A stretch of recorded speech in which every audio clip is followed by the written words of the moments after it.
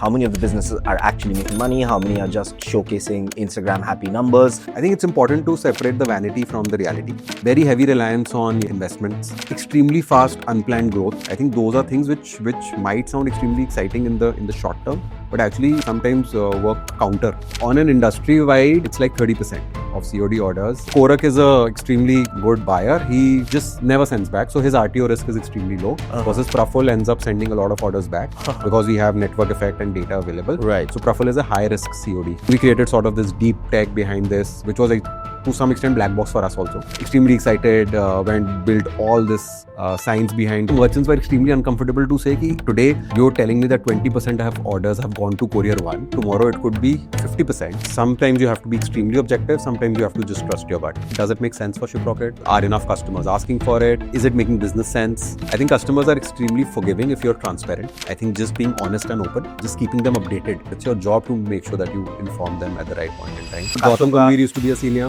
Sehwag used to be a senior. You could tell at that point in time that they're going to make it big. By the time you had exited, had Virat entered? Yeah, I think he was quite junior. People still feel it's pretty daunting to start a business. Fail fast, learn fast, and then scale from there on. Enabling entrepreneurship in India, helping more people think about it. Our guest today is not afraid to call out the one tech trend that everyone's hyped about, but he is secretly skeptical of. This is a man who played cricket for Delhi alongside legends like Virender Sehwag, Gautam Gambhir, walked away from a cushy consulting job at Deloitte and bet on a logistics startup when most people did not even understand what Shiprocket was trying to build. Today, he's the Chief Product Officer at one of India's largest enablers of entrepreneurship, a platform that's helped thousands of small businesses ship their dreams across the country. In this conversation, Praful breaks down why customer empathy beats fancy frameworks, why data lies to you more than feature requests, and why the biggest opportunity in India right now, it's not in the metros, it's in the SMEs scattered across Mysore, Chandigarh, Jaipur, and more. From traditional cloth business lanes in Delhi to building products for India for Bharat. This is Praful's story. Welcome to the Mad Podcast. Praful, a very good morning, bright morning here, cold morning also because Delhi NCR cold. Sure. We are so delighted to have you here at the Mad Podcast. Welcome, and how are you doing? Thank you so much for having me, Korak and the Mobile Apps Daily team. Extremely excited. I know it's really cold, peak winters here in Delhi, but excited to do this. Totally, same here. Before anything, there's loads that I want to talk to you about Shiprocket, but I want to do a small little trip down memory lane. Yeah. If you can take us through a little bit about the childhood and a little bit about the young life, and then how did the career start? Tell us a little about that. Okay, wow. So I'm a typical Delhi boy, born and brought up here. Interestingly, I come from a business family. My father, my grandfather, we are originally from Rajasthan, but sort of migrated to Delhi like 4 generations back.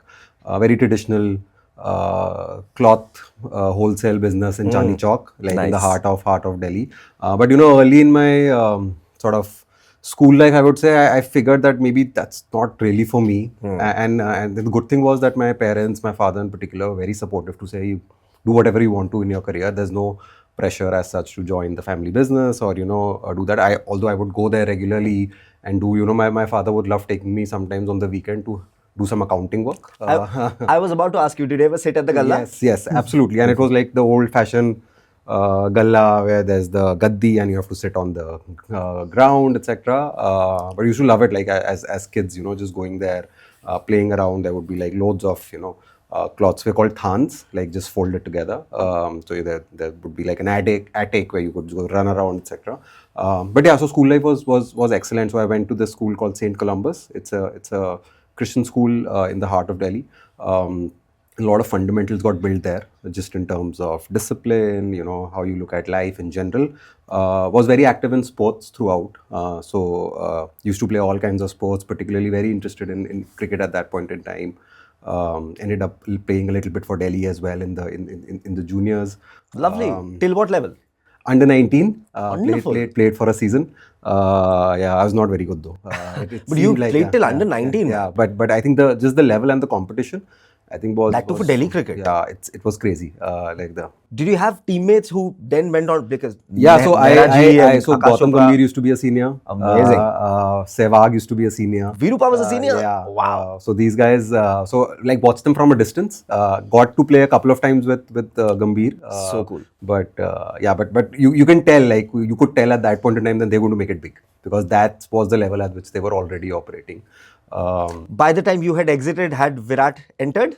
Yeah, I think he was quite junior, like, but I did not get a chance to sort of interact or play with him, because I at that point in time, it was interesting that I was just hitting, sort of the 11th, 12th, and at that point in time you start thinking of, hey, what now? True. IT exams देने हैं, JEE की preparation करनी है, do you want to spend a lot of time in cricket, etc. So I think that balance sort of got shifted towards studies at that point in time.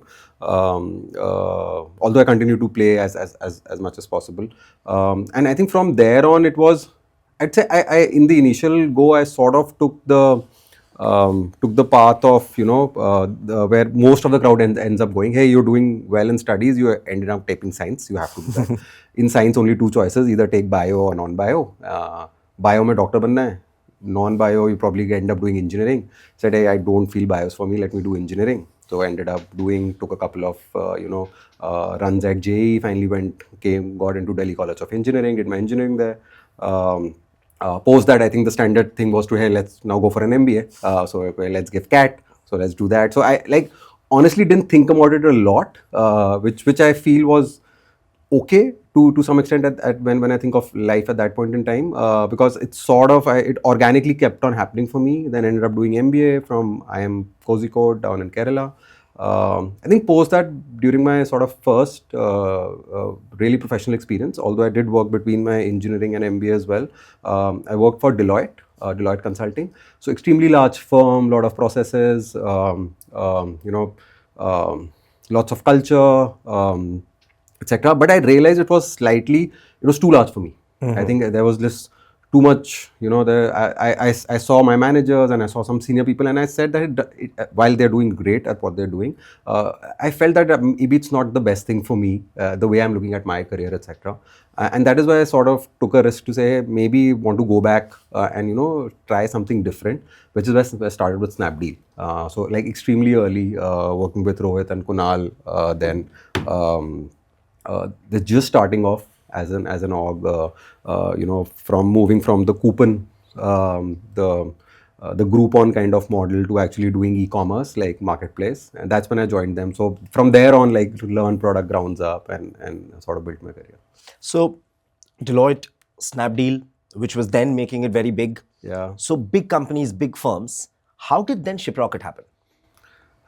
Yeah. So it's yeah. At each point of your career, you're trying to optimize for something and you look for something, and that's what I keep on telling my teammates and other people I meet. At the point in time when I was working with OLX, when I sort of decided to move to Shiprocket, I think there were largely 2 or 3 things that sort of prompted me or, helped me make the decision to say this is the right move for me. I think the most important one was the people, and I'll specifically call out Sahil and Gautam, our founders here. I think just the comfort that they ended up bringing in the conversations that I had with them. So Sahil, who's our CEO, he was sort of actively playing the head of product role till I came in. And given that the company has started to scale quite a bit, it was just not humanly possible for him to continue to do product in the depth that he would like to. And he was looking out to say, hey, can somebody come and take care of product for me? And which is where our conversation started going. We had some mutual connects through a common investor friend, as well as he coincidentally was a senior from my school. So I think I come from this school, like I told you earlier, say in Columbus. I think it's a fairly old school in Delhi, and I think at least all of us, all Columbans, we end up priding ourselves on being from that school. And there's this sort of indirect connection that gets built, even though that won't know each other, just before the fact that you come from this same Alumni. school. Alumni connection plus some element of trust, familiarity was there. Right. Did you guys know each other when you guys were in school? We didn't actually. We were just, I remember he was familiar by face, but we never saw. He was a year senior, didn't really, interact at that point in time. So one reason was that I think saw a lot of, comfort in the people and the team. I think second, the mission that they were on. I think that was extremely exciting. Can you tell us a little about that mission? Yeah, and actually what's interesting is that that mission continues to remain true still. I think it's really helping SME entrepreneurs in India do their business better.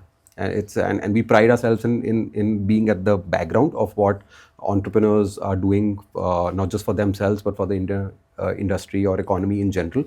And I think just being at the forefront and helping them a little bit, playing a small part in their journey, I think is what was exciting. And I think when Sahil Gautam started their first company back in 2012, I think the mission was true then, and the mission continues to hold the same right now, is to continue to solve for them, while the ways in which we solve it, or the products or the services that we solve it in, have evolved over a period of time. So that was extremely exciting. And the third bit, I would say, that sort of helped me take that decision was I wanted to challenge myself as well. So I think I'd been in a role in OLX is a fairly large organization.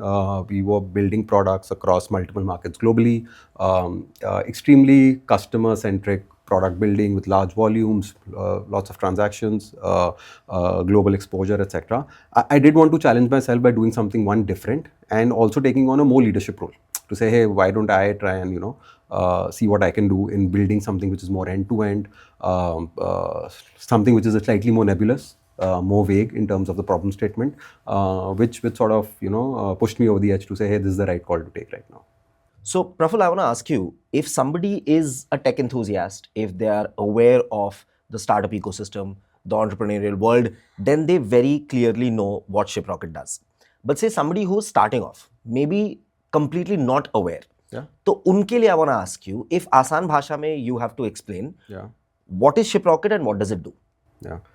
No, tell me about it. I think I have a hard time explaining to family. Every time I'm meeting someone, including my parents for a large period of my earlier career with Shiprocket, to say, karti kya hai ye company? See, the safer route we take for people in general is that we do deliveries for e-commerce sellers. I think, which is indirectly what we do, not like really what we do. It's easier to explain.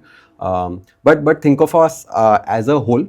Just keep it as an enablement platform, and I know those are two strong words there, which basically means that anytime and I'll take e-commerce specifically here, just to zero in on that, wants to do e-commerce business, they have to figure out a lot of things that they need to get done for themselves to actually do the business, which means starting from ads, figuring out a place where people can shop, payments, shipping, logistics, and then probably customer service, and then the repeat loop of saying, how do I get people back to shop again on my website? All of these pieces require specific parts of either technology, process, tools, teams that they have to do to be able to run this ship smoothly. What Shiprocket does is come along and bring a technology platform which helps you do multiple of these things right now. Through click of a few buttons. Extremely easy to do. As an example, let me take the closest example and the easiest one to explain is that I'm an e-commerce seller and I have all these 100 orders that I have to ship today. One way is that I can go to different courier partners, Blue Dart, Expressbee, Delivery, Shadowfax, etc. I can do contracts with them, create accounts on their panels, download labels from them, ship them, etc. and manage all of this separately. The other option I have is come to Shiprocket and I get all of these at one place. So think of us like a shipping aggregator in that sense, where all of these options are available at one place. Primary value proposition in this case for the merchants being access and then price in itself. Apart from some of the we build a lot of technology layer on top of this to ease merchants' life. Our vision is that merchants should have to take any hassle of managing ops here, because our team is hard at work to make sure that they can manage the ops for themselves. So in that sense, that's one example the Shiprocket does. And similarly, across different components, like I told you, there are different products which are available from Shiprocket, which help solve the seller's life. Tell me a little about the warehouse floor lesson. You have in the past mentioned as well that you spent considerable amount of times at multiple Shiprocket facilities across the country. Now, say if you can give like one or two examples of like something that you saw which totally changed a product plan. Yeah. When on the opposite side, what could have that plan been if just in a conference room, sitting with the team members doing a meeting? Yeah. No, this is one principle that I operate with myself, and I encourage not just product teams but a lot of teams in general to operate with this.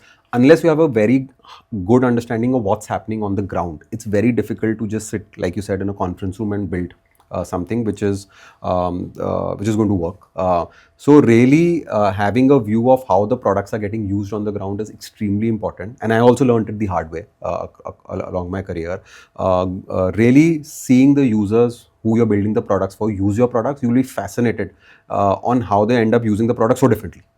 You built for a way that you imagine that it will be done in a way which they use it, let's say in an X way. It's going to be completely 180 degrees opposite to say what we couldn't imagine, and it's extremely surprising.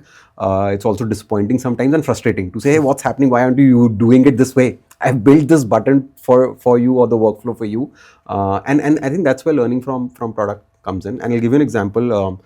So what we end up doing, we have software that helps drive the warehouse offering that we have to help ease life of people who are working in the warehouse, which means people who are picking stuff from the racks, packing it, getting it ready for courier to pick up, etc. And we have multiple such use cases that are available on the ground, including for riders which are on their bikes, etc. So one example that I can tell you about is, for example, one thing that happens in warehouses is a packing table, which basically means people pick up stuff that have come for orders from racks that are like huge racks, 30 feet tall, that they pick up from, get it on the packing table, and the person who's doing the packing needs to figure out for which order which these products are. So it will come like in a tray. He has to pick up the set of products, pack it in the box, stick the label on, and put it ready for put it on a rack which is ready for dispatch that gets into sorting, etc. The process of saying this guy figuring out which order is it from, there's the screen, to the label getting printed required like 6 clicks for this guy to do. So what it does is he'll do a scan of let's say a product. He'll figure out which product this order is for, and then he has to pack it in the particular box. Now to do this and to get the label out from the printer and stick it would require 6. It was just so inefficient, And when you're thinking of designing this in the conference room, it's very difficult to emulate. Like this is the process. You say, hey, okay, order aa gaya screen pe, he did something, he got the label, he printed it, but you had to do like 3 or 4 things, go to a drop down, etc. And like it was like say, hey, this is so much waste of time. It's so unoptimal and so frustrating for this guy who's doing it. But the good thing about, and specifically this is the Indian market, but and specifically for blue collar jobs and people, you give them a product, they'll find a hack to use it. And they'll power through with it, even though it's completely inefficient. I think it's the job of people who are building these products and experiences to make sure that you're making it better and better for them every day. So what we ended up doing was reduce that 5 clicks to 1 click. Is to say, hey, the moment you scan the order, I know that the label is going to come in. Put in some automation, simple tooling, some hacks on figuring out some exe files from the desktop, etc. And then say, hey, the label automatically gets generated. It's just right there for you to do, and like saving almost like 15-30 seconds per order. And when you think of efficiency and the comfort that a user has, those kinds of things, and there are multiple such. And every time you go, you'll figure out something new. So regularly doing that is extremely important. One thing that we also do is every time we're launching something new, like changing something, we're making sure that the product managers are actually on the ground. Like if there's a release going out today and this software UI or this flow is going to change, you better be on the ground to make sure that you're looking at how the changes are going firsthand, so that you can react extremely quickly.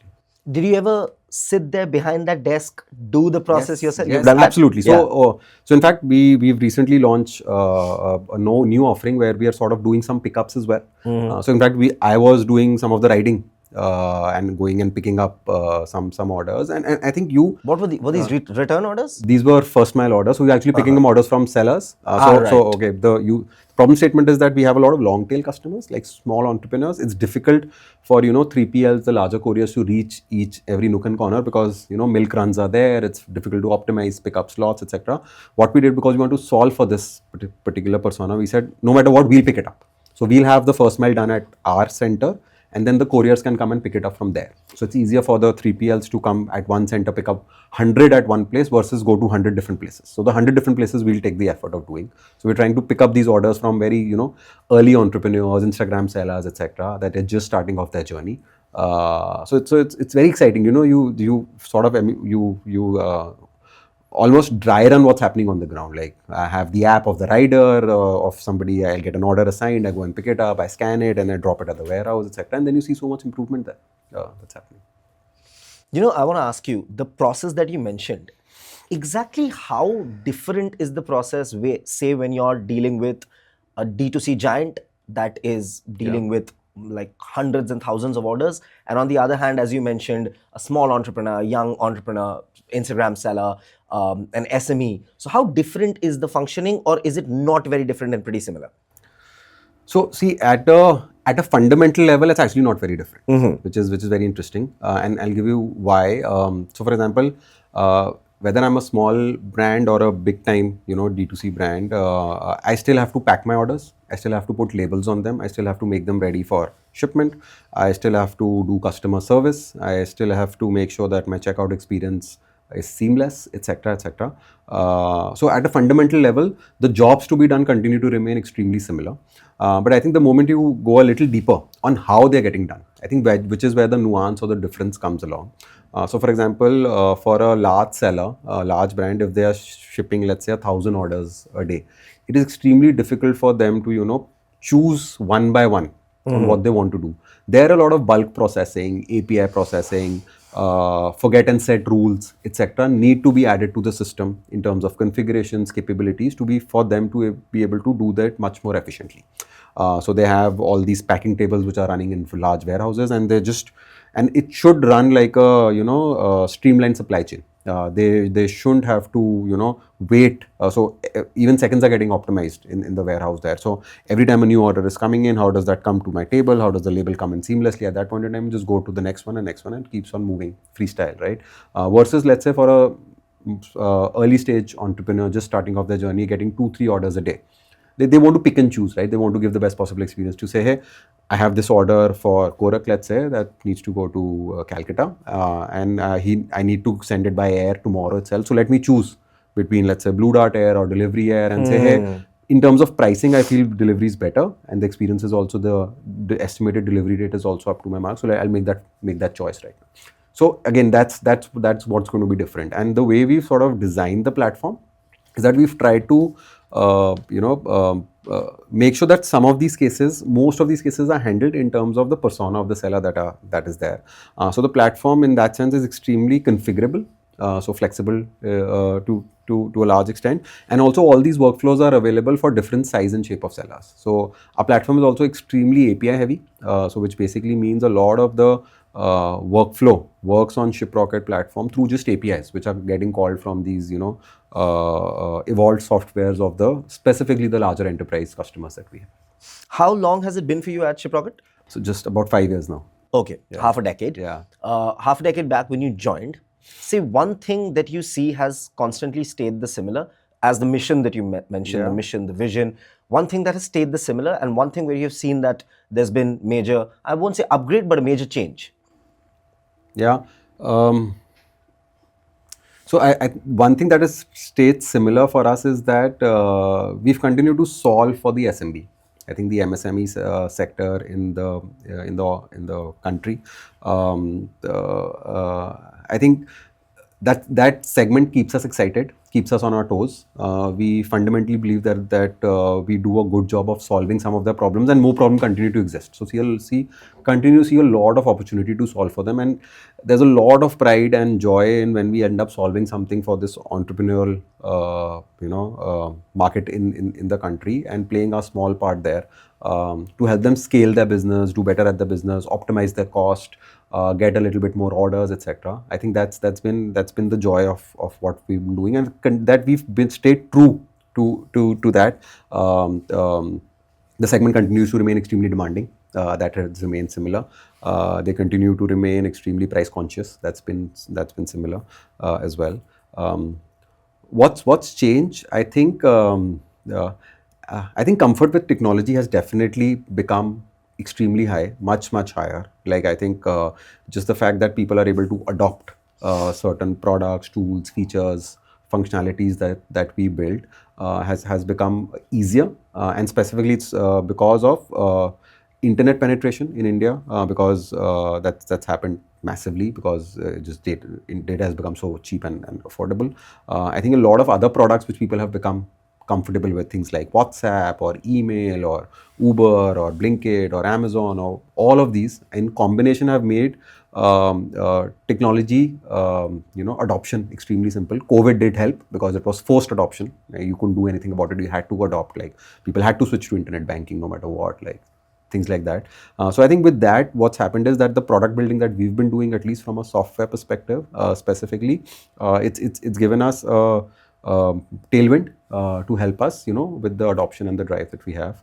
Um, what's also changed, at least this is more internal. I think what's also changed for us is, and if you think of our mission statement, it used to start with we are solving the post-order journey for e-commerce seller. We dropped the word post-order. So we're just solving for the e-commerce seller, and now we recently dropped the word E from there. So we're just solving for merchants or commerce sellers in general. So I think our TAM has expanded, both in terms of the part of the value chain that we want to target for solving for sellers, and also the kind of customers that we want to cater to. As you mentioned about the things that have changed in the last half a decade that you've been there, the upgrades that have happened. So you all went from logistics aggregator to quite legit. Now there is checkout happening, warehouse, fulfillment, hyperlocal delivery, international shipment, returns, fraud detection. So much that I had to write it down. Yeah. So this is quite literally reinvention of the highest order. So can you walk me through that? What were the discussions that were happening with you and the founders when you guys decided that this is the time we upgrade with, e-commerce in India upgrading itself? This is the time we upgrade as well. I think one of the key reasons why our platform, and for me, just to personally call out, I think is extremely fulfilling. I think when you think of like a hardcore product builder, to go from building a product and now managing multiple products across the value chain, extremely fulfilling to say, hey, there are so many things for us to do, and a lot of them getting to product market fit. What worked for us, Korak, I feel is that one, I think just staying close to the customer. Because every time we found the product market fit for a particular product and got into regular discussions with our customer, understood the problems that continue to remain unsolved for them, is to figure out, hey, this also could be an opportunity for us to solve, because nobody else is doing, let's say, currently a good job of solving it for the kind of segment that we're doing. And it also makes sense for Shiprocket because it's sort of complementing the value chain that we're already operating in.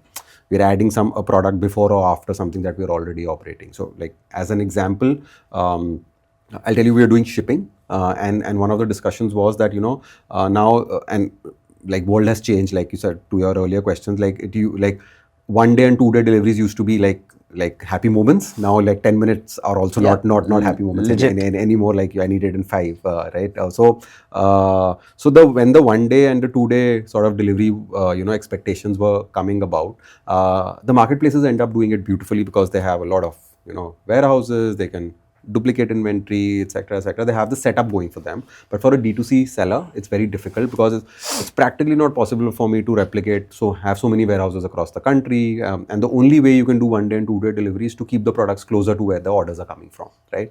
Which is where we got into the fulfillment warehousing business, to say, hey, we will have warehouses across the country, which are going to be extremely plug and play, pay per use kind of usage. You just send your products there and we will ship the orders ASAP as they come in, so that we can guarantee 1 day and 2 day delivery. So again, this was understanding the customer need, that is a problem that's solving, understanding the industry, and then building from there.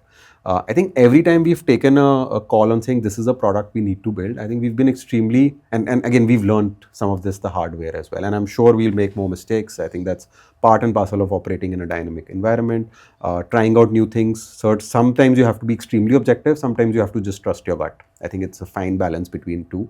And I think specifically founder mindset brings that along really well. Is that, when you're able to, brainstorm, debate, have healthy discussions with founders to say, hey, sometimes we need to create a balance between saying, hey, it just looks like a good idea or really is a good idea, right? And do we think it makes sense for us? So we've always taken a call on some objective parameters, like saying, hey, does it make sense for Shiprocket? What's the right to win here? Does it complement our existing set? Are enough customers asking for it? Is it making business sense at all or not? What's the advantage that we have? Are there existing incumbent players that we already have to start from? And sometimes just to say, hey, it makes sense for us to do this. Right? Let's just go after it, and we'll figure it out on the way, right? So we've done that. So for example, Checkout. That's one of our products that we're extremely proud of, which helps in help boosting conversions for the seller.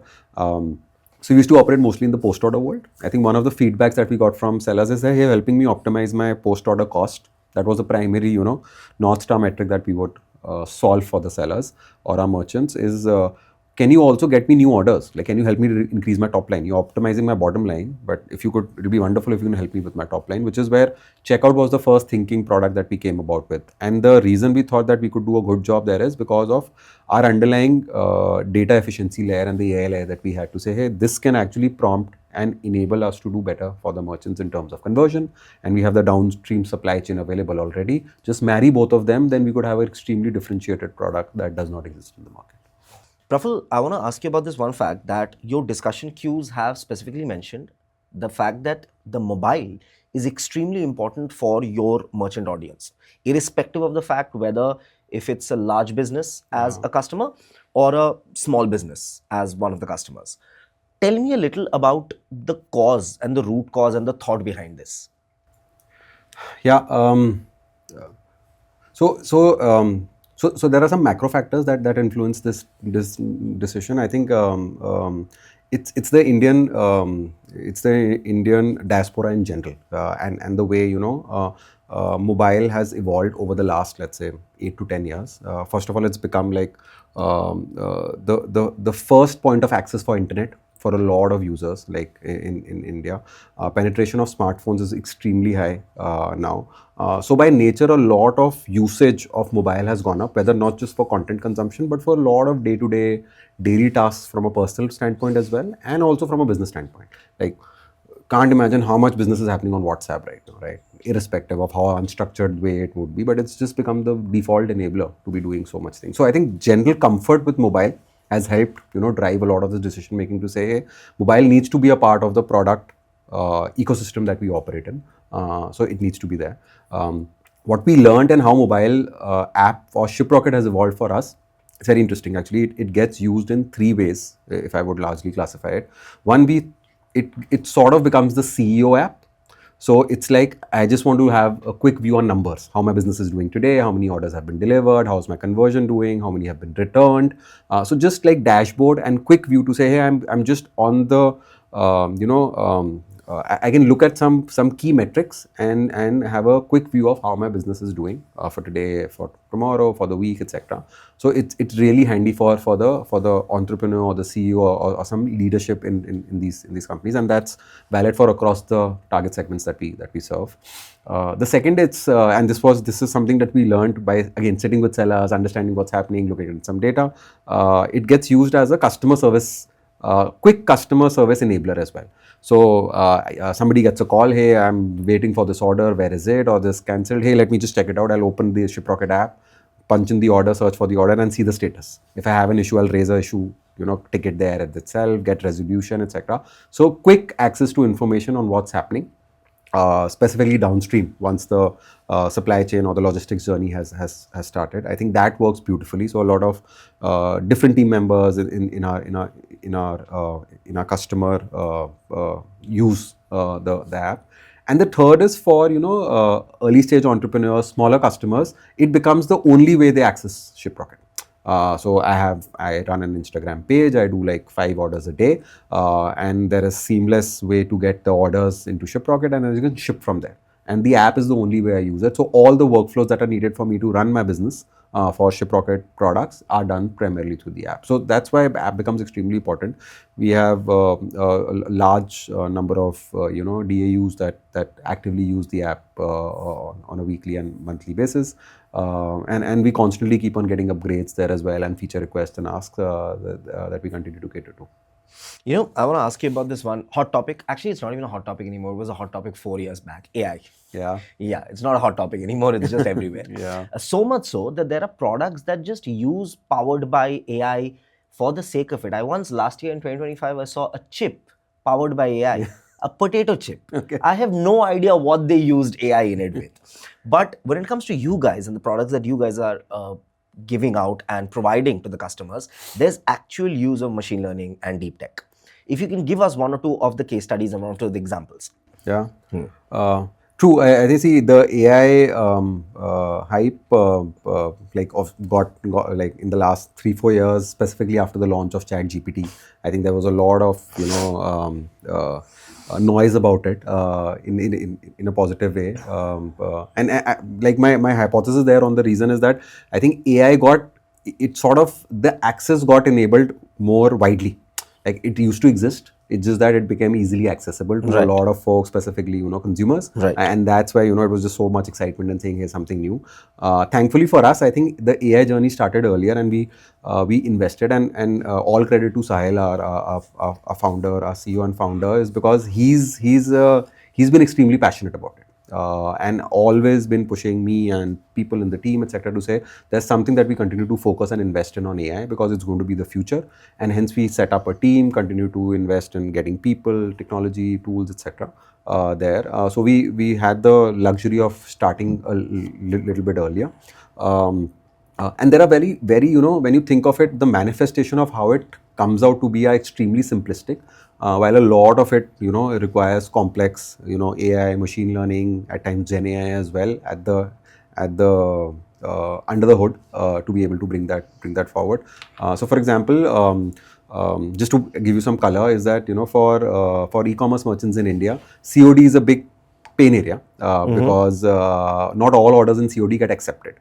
Skin in the game from the buyers is lower. That I've just placed an order in impulse buy. Courier wala aayega, mana kar dunga. So do you have a percentage of how much this happens? Yeah. So on an industry-wide, it's like 30% of COD orders averaging out at 30%. 30%? Which is very high, yes. That's very... So if just off the top of my head, 1,000 orders in a month. Yes. 300 of them... Yeah, 50% will be COD. Right. And of them, 30% will not get accepted. Okay, all right. Yeah. So if it's 1,000 orders of COD, 1,000 COD orders, 300 of them will come back.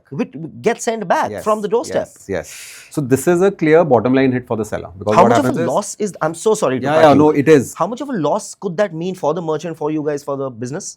Yeah, so see, because the logistics costs for if you just put the unit economics in place for a seller for an order, 10 to 12% are the logistics cost that the seller has to bear. In this particular case, the logistics cost is going to double because the return logistics cost is only going to add it, so it's going to be 25% almost, with no realization of revenue or profitability. So it's minus 25% almost that you're going per order. That are there, and if that's 30%, you're probably looking at that giving at least 5 to 10% of your bottom line impact. So it's a big problem area for the sellers to say, hey, this concept of, it's called RTO, return to origin, in the logistics industry. It's a big problem because of the COD availability in the country. While the positive is that a lot of people end up placing COD orders because of convenience and trust related things as well.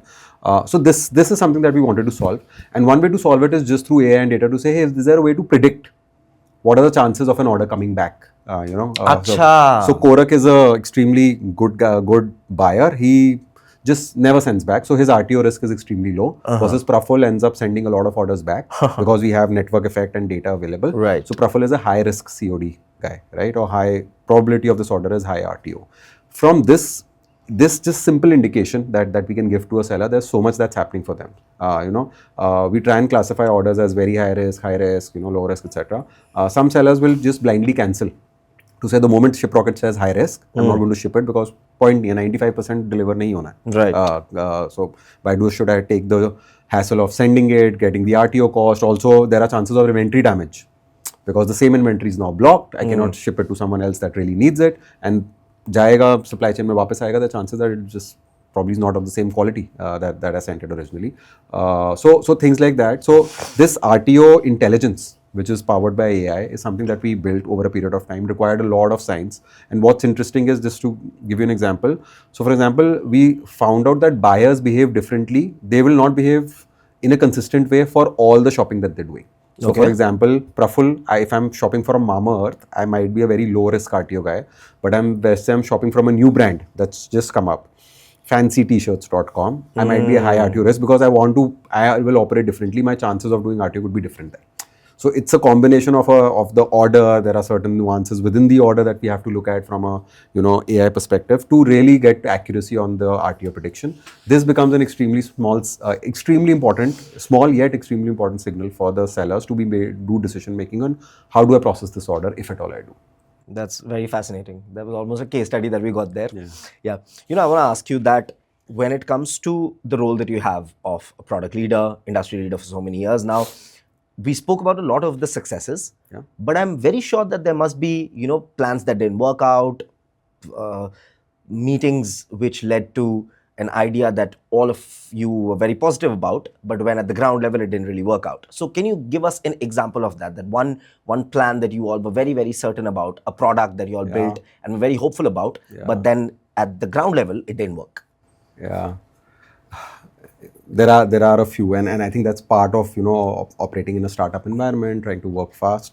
I think one that I can remember right now is so the hypothesis that we had in our mind specifically, and again I'm going to talk more about the shipping business because that's largest in the scheme of things, is that currently the way the platform works is that the choice of what courier or 3PL you want to select is sort of led to the customer, our merchants in this case, the SMB seller, to say, hey, I have all these 100 orders, I can assign it to different couriers. I can pick and choose. Few to Blue Dart, few to delivery. I'm so sorry. What is the full form of 3PL? So third party logistics.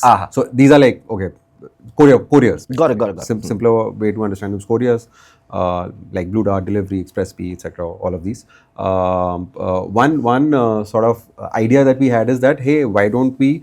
And generally when merchants are using when they're thinking of logistics, they're only trying to optimize two things at a very fundamental level. One is the cost, and second is the percentage that are finally getting delivered, which we call performance. Right. So say, hey, of all the orders that I get, coming back to our COD example earlier, 95% end up getting delivered, and my per order cost works out to be 120 rupees. Now, how do I get this to 97 and per order cost down to 150? That will be the optimization in the merchant's mind every time he's taking a decision. So we said, hey, these are two parameters that this merchant wants to do. Why don't we end up optimizing it by giving him some science behind it, and then at the back end take a complete black box control of where the orders are getting assigned to. So the decision making comes to us to say, hey, of the 100 orders that you get, 10 will go to Blue Dart, 20 will go to Delivery, 30 will go to Express.B, etc., etc. And we created sort of this deep tech behind this, which was to some extent black box for us also, to say, hey, now I'm going to throw in these variables, and this system is going to tell me, okay, let me just assign all these orders haywire.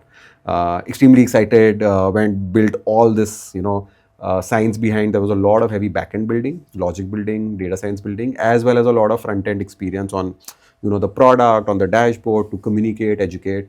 I think we called it Smart, if I'm not wrong, and there were multiple versions of it, and we committed to it for a long time, like almost even after the first version did not find product market fit, to say, let's tweak it a little bit, this is what not we're doing. What we realized was that, one, I think it was too black box.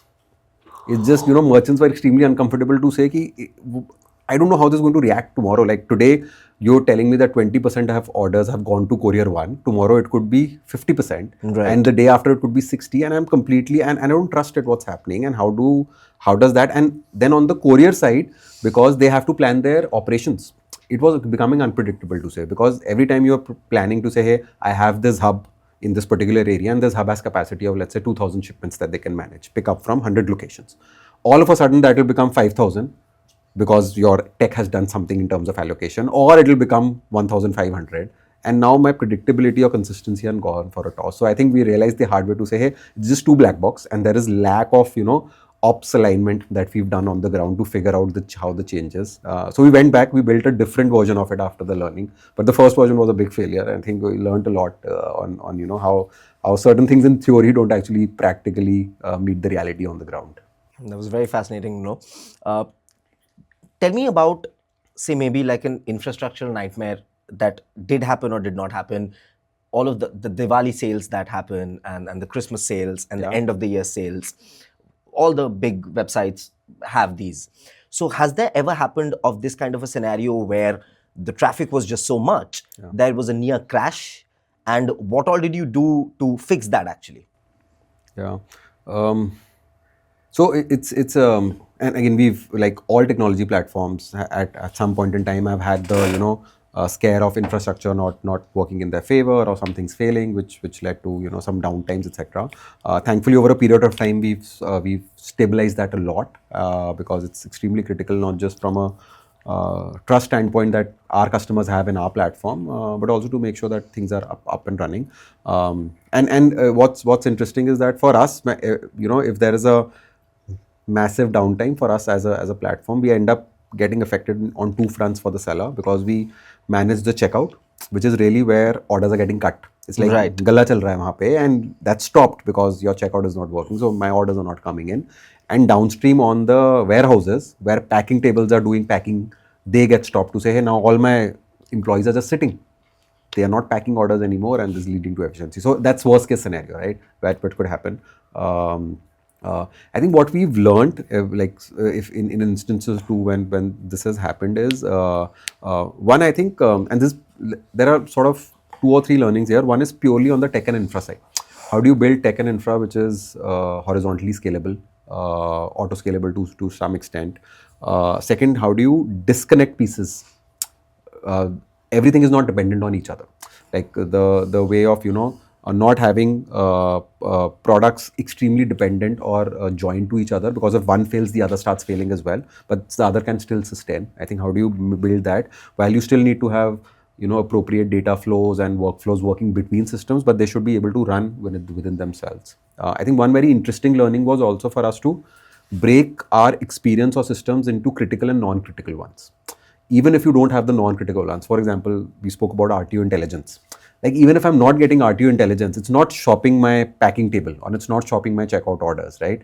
But I can still continue to operate. And business continuity is still maintained, while the good to have can still come about after a couple of hours or when systems are up and running. So we decided to break systems into critical and non-critical to let some of the load off of systems so that they can operate. At least the critical ones can continue to sustain while we figure out the whatever issues and fixing that needs to happen, so that the non-critical ones can also fire. And I think the last learning is mostly from a seller, like a customer standpoint. I think customers are extremely forgiving if you're transparent, is what we've learned. I think just being honest and open, and just keeping them updated is just helps. I think like honesty is extremely underrated. I think the initial thought is that, hey, there's slight apprehension, or you're slightly scared to say, how do I inform the seller this is happening, etc. But I think they are your customers, and it's your job to make sure that you inform them at the right point in time. I think that's helped a lot. That's built a lot of trust, and also got us good feedback to how to avoid it in the future. Speaking of sellers, I want to ask you, so many customers and such vast businesses that Shiprocket handles, be it the big ones, the D2C brands, be it tier 2 sellers, be it small businesses, Instagram sellers. So many of them, say 5-6 years or before Shiprocket started, they were themselves looking for a platform that how they could reach out to their customers. So I'm asking you this because, do you go through, say, case studies yourself? In the last 2-3 years, has there been one or two stories of these sellers that have really stood out for you, made you really proud of the products that you guys have built? Yeah, absolutely. Actually, there are quite a few. I make it a point to make sure that every quarter I'm going on the ground, meeting sellers at their location across the country. It's just so fulfilling. I think some of my wow moments is when I walk into a seller's location or a warehouse and I see my product actually being used on Lovely. on a laptop or a desktop or something. It's just so cool to see. So I'll give you an example of this one seller. It's called Fuark. It's down in Surat. Oh, in, we Fuark. It's Oh, yeah. I'm a gym rat. Oh, really? Everybody we So we great, love right? Fuark. So the founder Rimpi there, I met Oh, him. where do they build? Surat. Surat. Yeah. So so imagine that somebody who's so passionate about gym and was looked at an opportunity for activewear and competing with the likes of all the biggies here, and still built such a wonderful brand. And started off, just smaller in nature, and then gradually onboarded to Shiprocket, and then we've been at the back end of seeing them grow as well, which has been so fulfilling and wonderful. And there are multiple such stories. And what's also fulfilling is that they end up a lot of our customers end up starting with one product, let's just do shipping with Shiprocket. And then as they see more trust and as they grow and they see more needs across products, we've been able to, give them multiple offerings as well, which has helped them optimize their business across different legs for their business growth. Tell me about one thing. What is, say, one or two of the things about building a product platform for sellers that is extremely hard that the outside world does not know about? Maybe even the sellers don't know about. See, platform sounds like a very cool word and a very buzzword. It's first of all, the definition is also quite nebulous. I think. Second, I think it's hard. I don't think any entrepreneur, including our founders or us, also thought of starting off to build a platform. I think you organically get there. You can't plan to build a platform. I think you have to figure out pieces along the way and gradually get there. But it's difficult, and I think some of the learnings happen as you're scaling and as you're adding more components here. And I can classify these sort of learnings into three buckets. One, I think learning is purely on the technology or the infrastructure side. And to our point earlier around how do you make sure that uptimes are there, things are not going down, etc. It's extremely important to design the right infrastructure where things are enough siloed but yet connected so that they can operate seamlessly. Because what you want is finally, if a platform is coming along, if two products are working off the same platform, 1 + 1 should not equal to 2, it should equal to 11, right? It should give you some advantage of being in the same platform, and that's how you design the products or the infrastructure so that they're talking to each other, there's seamless data flows that are happening, etc. And yet their infrastructure is extremely scalable and flexible. So that's one thing which is extremely difficult. You cannot plan for it, takes a lot of investment.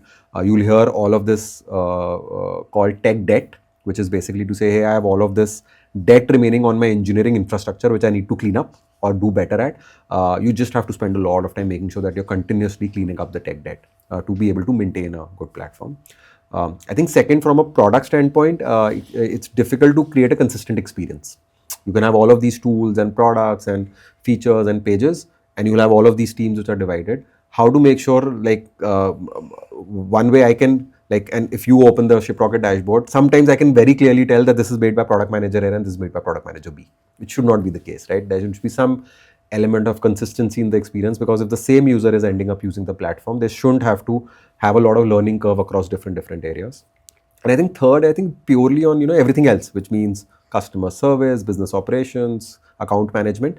How do you bring along that one platform approach for your customers? Customers should not feel like you're operating 3 companies underneath, right?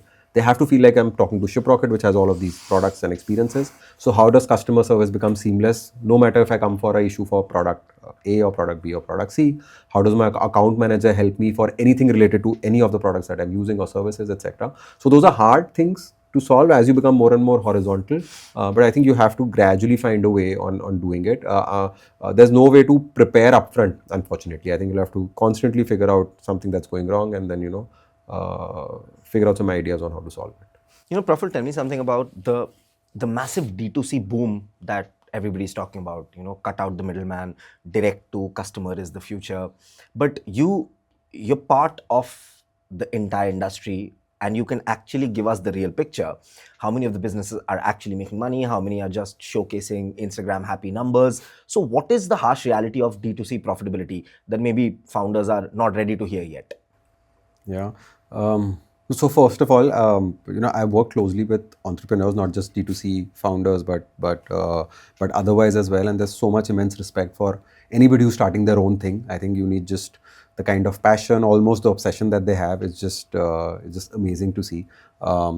Specifically on D2C, I think it's important to separate the vanity from the reality. I think it's extremely important. In my observation, I think certain things are just. See, I come from a Baniya family, Marwari, that too at it. So you can imagine the extremely business fundamentals remain ingrained genetically almost, right? तो जब धंधे की बात है तो I think you have to be extremely fundamental. I think what I've learned and what I've seen the best founders or the companies operate is that if the unit economics are working out sane from the get-go, I think then it's extremely easy for you to sail through no matter what. Very heavy reliance on investments, extremely fast unplanned growth. I think those are things which might sound extremely exciting in the short term, but actually sometimes work counter in the medium to long term. So as long as founders are thinking through on the unit economics extremely well, I think one that is extremely key. Fundamentally, I believe, I think, and you can think of this in like three, again, saying a lot of threes, but threes. But I think the first one is product. Does the product actually make sense? Whether it's a t-shirt or a bottle or a chair, whatever it might be, does it have product market fit is something that you're passionate about building. Second is the people. I think you need the right team members, yourself, etc., the passion, etc. And third is just the hardcore business financials, unit economics, which means that all, like, am I able to make money off of each order that I'm sending out, which includes all my costs rolled up, starting from my ads to my operations to my team to my tools to returns, CS, etc., all of that. And if you think about it hard enough, there you will find ways to do it. I feel there might be, in the short term, you might take some calls which will bring the graph up and down. But if you're just keeping extremely obsessed about those things, I feel a lot of D2C brands can scale much more sustainably. Completely off topic. I didn't plan to ask this question at all, but because you mentioned in your answer, I'm going to ask this. Just last year itself, some 3-4 months back, I did a podcast with the Make My Trip founders, three of them. One of them is called Saurav Garg. And Saurabh also mentioned the same thing, that comes from a Banya family, spent a major amount of the childhood at the gala. And business just kind of, like, all the conversations were of business, ghar pe bhi, all the conversations were of money. And that immediately struck me that if there is one community that does not know how to do this, that's the Bengali community. हमको business करना नहीं आता. We are creators, we are anchors, we are artistic people, but we don't know how to do business. What is it about the Marwari community and the Banya mindset that you said that business just runs in the genes, as you said? What is it about it? Yeah. Yeah, I think it's just I guess some of us is to do with history. I think a lot of just over a period of time, if the general way of managing a family is to figure out a new business venture, is to say, okay, and it's by default, right? It's to some extent by default to say, okay, धंधा तो करना ही है, business तो करना ही है, क्या करना है was the question, more than कि business करना है नहीं करना है. So I think just that mindset in itself sets you up in a way to say, okay, let me now think entrepreneurial, let me now think fundamental, let me now think cash first, let me now say, okay, what is the real PAT after doing all of it that's happened, which is profit after tax, to say, okay, all of these numbers aside of EBITDA and contribution margin and gross margin and all of that, okay, even if I talk to my father right now, I think and I talk about the company or etc. So he said, बाकी सब numbers, what is the profit? Final profit की बात करते हैं ना, company profit बना रही है. I think that's the real question that you ask. So I think it just gets ingrained on to say, you start thinking, and not to put it in a negative way, I think we should not take it too far as well. Like some like there's always a certain time, I would say, in terms of age and maturity, that people should, or kids or children should get involved in things like this. I think after a point in time, it just sort of happens naturally, I guess. Yeah. Praful, I want to ask you that, say if you are a D2C founder, or a friend is a D2C founder, and they are about to kickstart the partnership with a logistics partner, what are, say, two of the most important things that they should be looking out for? For a logistics partner? See, apart from the standard ones like price and where all you That's can basic, help yeah, deliver, yeah. like I think service levels are extremely important, which basically means is someone out there to help me with the problem, because a lot of early stage founders new to business will have a lot of questions and there's a lot of jargon that we end up using, there's a lot of nuance and terminology, and you can very well get lost there. So I think it's important to have someone that can give you good service. Second, I think figuring out if the particular platform, service provider, etc. is transparent. The logistics business sometimes operates in an opaque manner, and certain things can give you a sort of a hole in your pocket if you're not aware of certain things. So I think transparency is extremely important, which basically means, hey, do I have all the information? Is that it telling me what's happening? For example, weight discrepancies is a big problem. So I ship an order. Let's say I ship this mug, which is going to half a kg packet, but I get charged for 2 kgs because and now why or why not is a big question. Right. So I think and that requires a lot of transparency, proofing, evidence of saying what happened in the logistics and why it's charged this certain way. So I think that is a key element, I feel. And the third, I feel, because eventually every every business that's growing will require different kinds of services, which basically means not just shipping packets. I could be shipping documents. I could have need for cargo shipments. I want to send it to my warehouse. I could be planning to send something international. I could have some air requirements, some surface requirements. So I think a place that has all offerings available, the kinds of services available, I think is important for you to scale. Otherwise, you'll just lost in managing too many providers. I think would be a good principle that people can follow. Praful, Shiprocket serves everybody from metros, tier 1, tier 2, tier 3. I want to ask you, say you've been there for 5 years now and you've seen so many of these case studies of sellers yourself as well. Say one or two of the common mistakes that you have seen from sellers from tier 2 and tier 3 that have somehow prevented them from making it big. Reason I'm asking you this is because we know our TG, and so that they can then correct themselves and not make those, say, mishaps, those mistakes, and ensure that the journey is smooth, and in the process they can become bigger. Yeah. While I feel like I've always been fascinated when I've met founders in tier 2, tier 3 cities. I think it's just there's so much passion and so much happening down in those cities as well. It's fascinating to see. I think it's being a little bit more technology first. I feel because there are enough toolings and capabilities available. I think being slightly more aggressive there, and it could be just a function of not having peers who've done it, because at least in some of the metro cities you see more exposure to some extent of this getting actively used. And the way a founder or entrepreneur will at times make decision is to say, I heard it from somewhere and he said that it's working really well. And hence I'm going to adopt it as well. But I feel there's a lot of technology capability which can give you a lot of acceleration. The way I always think of entrepreneurs, or specifically D2C founders, is that, hey, these people are best at making the best product that is available that needs in the market. For example, it could be a t-shirt or a mug or a table or whatever. They shouldn't get lost in spending their efforts in now managing all this tooling, technology, software, etc. That should run extremely seamlessly so that they can focus on what they do the best. So hence I think adopting some of these tools, technology, and with it's easy finding now with Chat GPT or Google, etc. You can get enough suggestions and more. But all of these are extremely easy to try as well. Subscribe, not too much cost or effort to use them. I would say it could do a lot for the business. Good advice there, especially for the young entrepreneurs from tier 2 and tier 3 cities coming up. Shiprocket now offers everything. There's checkout, payments, warehousing, shipping, returns, cross-border, analytics, all of this and then some more.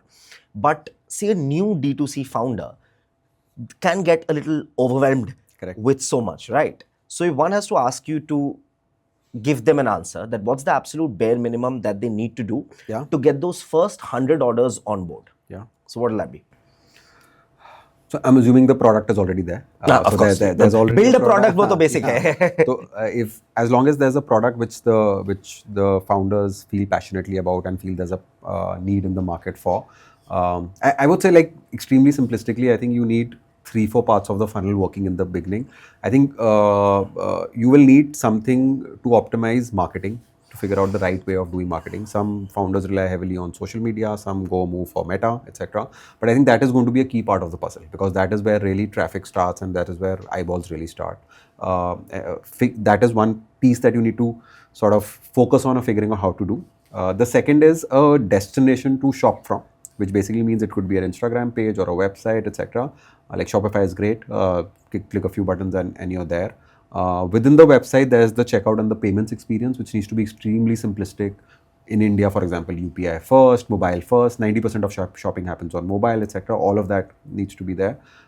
Then the logistics part of it, Shiprocket, any other provider which is giving you end-to-end service. And the last piece is customer service. Customer service, in the short term, I would recommend WhatsApp is a great tool. There are enough tools available to do customer service on WhatsApp with some automations and some manual. I think just having these pieces of the puzzle ready in a very simplistic manner, I think get you to the first, not even 100,000 orders, I feel. And then from there on, you can continue to add more as need happens. I'm so glad that you mentioned about the checkout page and the payment page, because I've spoken to, thankfully, because of my work, I've spoken to a lot of other industry leaders as well.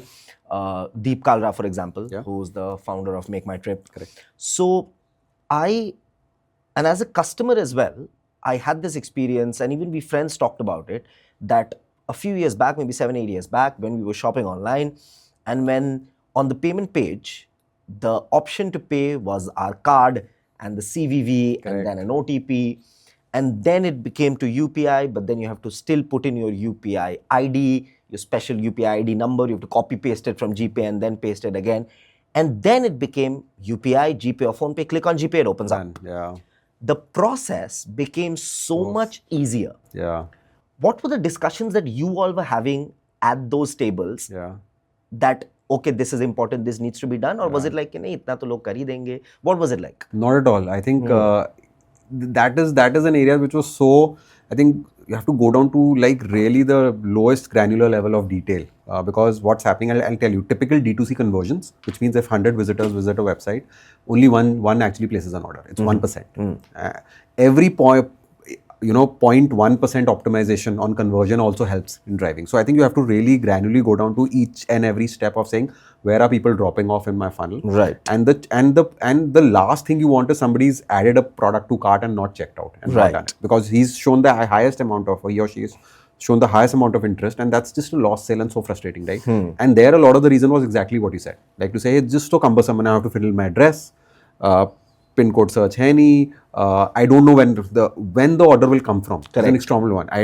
There's no guarantee of an or delivery timeline.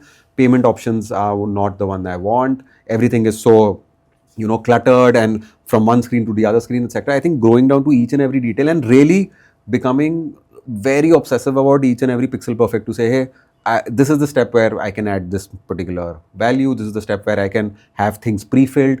Person doesn't have to type anything, he just has to click, etc. I think going down to there and then doing a lot of A/B testing, piece by piece, getting that conversion up, I think was an extremely important objective for us.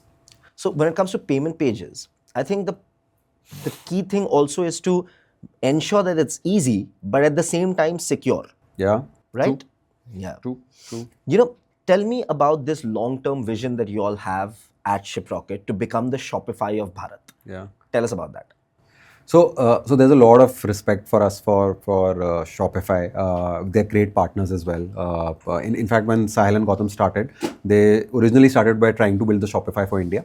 Our first product was called Craftly, which was like a website builder, etc. And realized along the way that there was not product market fit, etc. Pivoted to Shiprocket and then scaled from there on.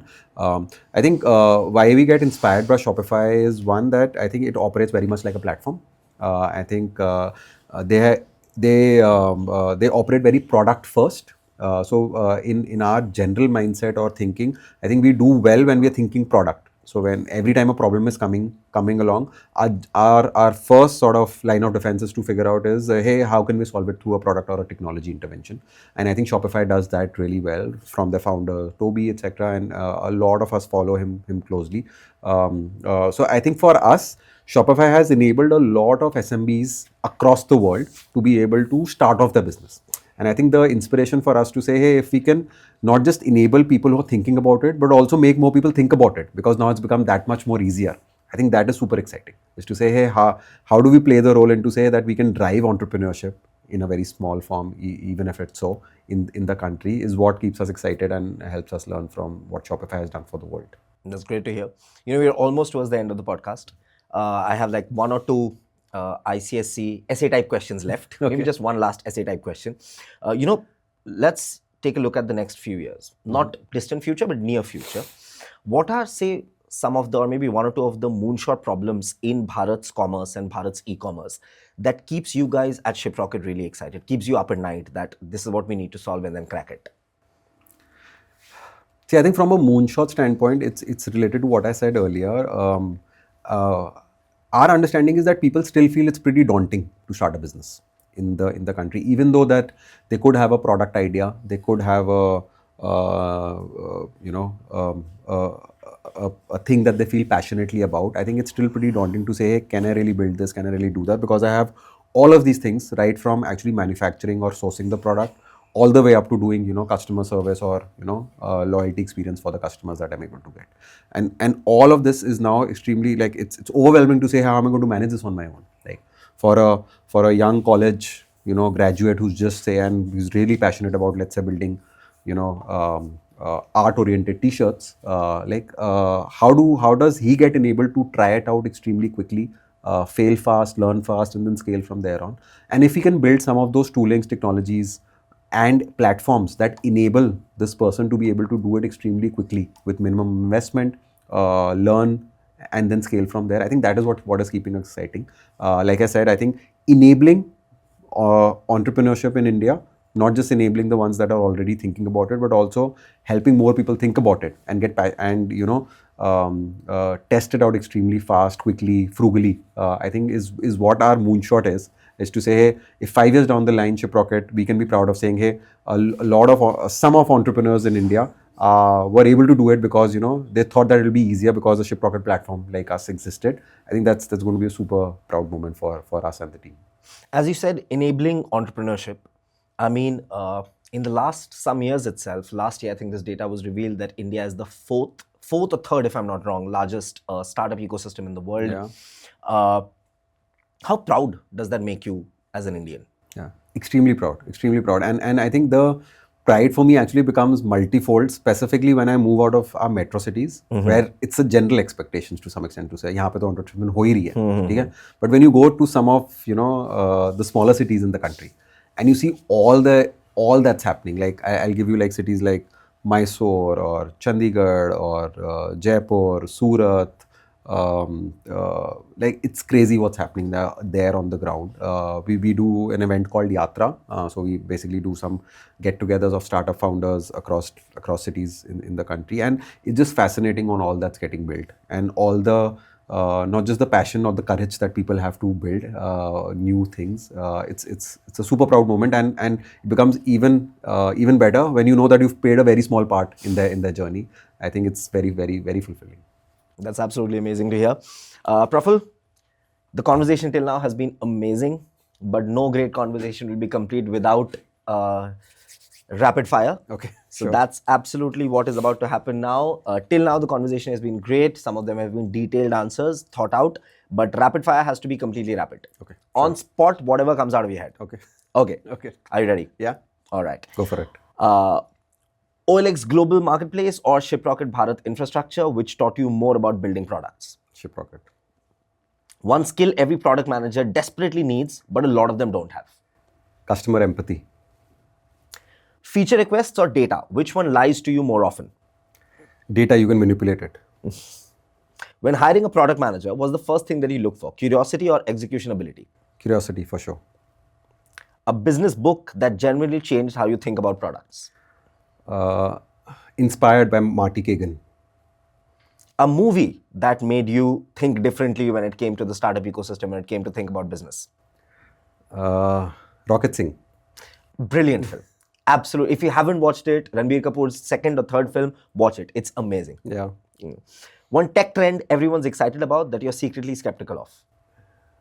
I'm scared saying it, but agents. AI agents? Yeah. I've heard the same. I've heard the same from a lot of other industry leaders as well. Biggest product management myth that you're tired of hearing? You're the CEO of the product.